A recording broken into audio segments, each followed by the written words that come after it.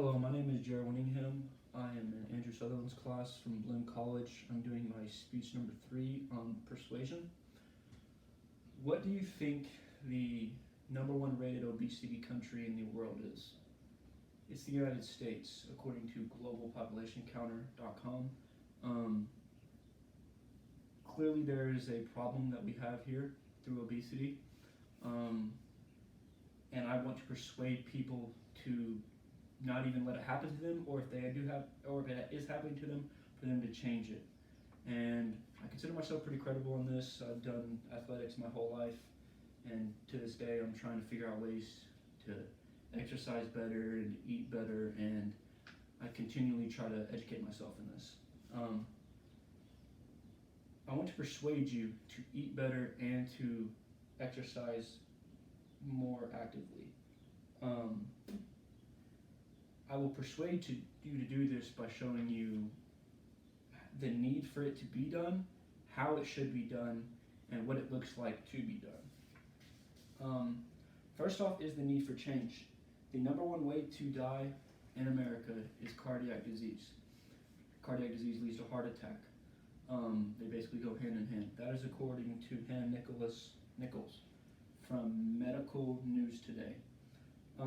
Heart disease is when the arteries clog up, plaque surrounds the arteries, oxygen, blood cannot get through them, so the heart can pump and get with the rest of the body and orchestrate how the body works. So it's clogged, so the heart ends up having to work way harder than it should, and eventually over years and years of it having to work harder and harder, it has an attack and dies. And so that's what you see people having heart attacks from, is it's years and years usually of their heart working too hard, and eventually it quits on them. It's not just in older people. Kids all over the world are participating, especially in the United States though, are participating in sports at an all-time low. It's either from their parents telling them not to, or them just not having a general want to do it. They're either lazy, most of them are just lazy. They find easier things to do, like sit inside and not do anything. So these kids are just gonna hurt these rates by going up, but starting cardiac illnesses and cardiac disease at a younger age. So these obesity rates are just going to rise and rise. There's correlation between both. Many see the reasons to change, but they don't know how to change. So next is how it's changed. How do we satisfy the need for change?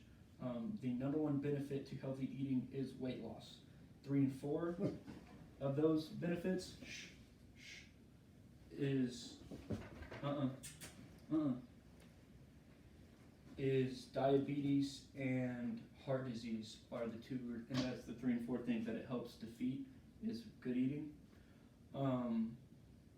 Good things to eat are stuff that's healthy and cheap. We don't have a lot of money to be just going to spend around on these healthy $5 and $7 and $8 salads. We need stuff that's going to fill us for the day and not be crazy expensive. Some great stuff is like eggs and chicken are great cheap proteins.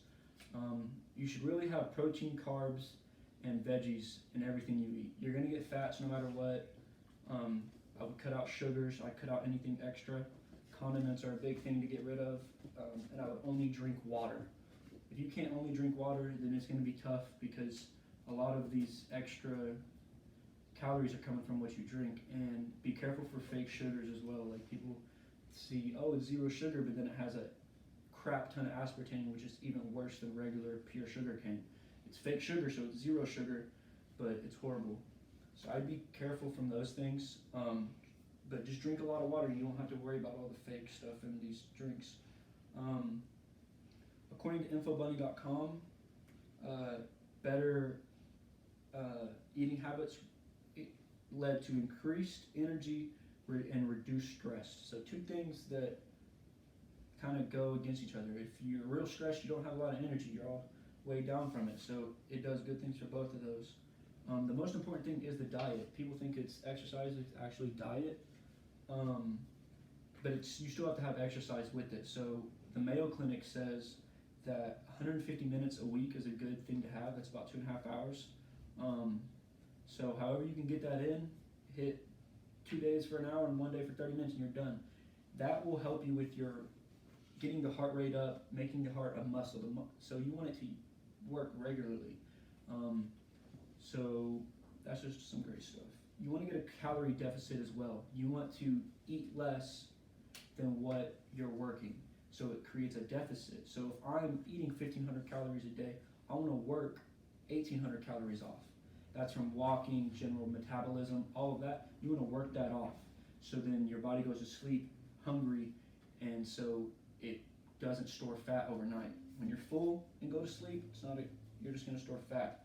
Visualization of what it looks like: simply walking, running, jogging, biking, lifting weights are a bunch of great things that you can do. You don't have to do it very hard or very often. You just have to do it for a decent amount of time per week to keep the heart in great functionality.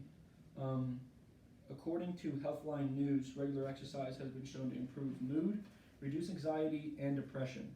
So, a couple things that everybody wants, but just by eating or just by exercising more often, it's achieved. Some negatives to this are time consumption and how pricey it can get, but there's nothing more worth spending time on than prolonging your life, making you feel confident, and making you feel better. When you work out and eat good, you look good, so then you feel good. There's nothing better than being confident and feeling like you can go conquer the world. Yeah, that's exaggerating, kind of.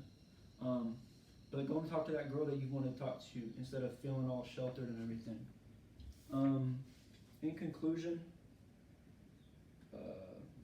what price would you pay to feel better, have better brain health, lose weight, reduce disease, and strengthen bone and muscles? Would you pay by walking 3 times a week?